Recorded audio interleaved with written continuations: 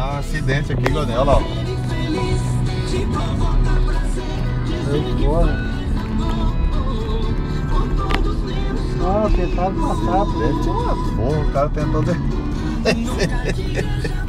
O do brasileiro é foda, hein, cara. Como é que pode, rapaz?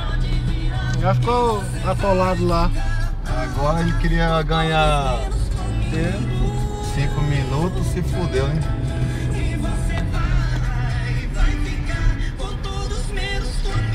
Só é ruim se nós pegar essa fila ali dentro da Aroeira, que daí nós tem que tomar uma meia dúzia.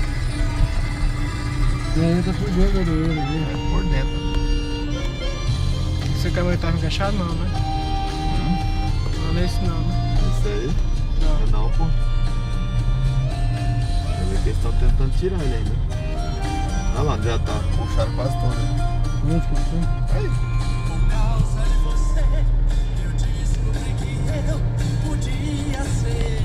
Desde cedo nós passamos, olha, já estourou o carro. Óleo quase não vazou nada. Tá com uns 3 dias aí esse caminhão aí. Arrebentou o caminhão inteiro, bicho. E daí a carga ainda mais, não é?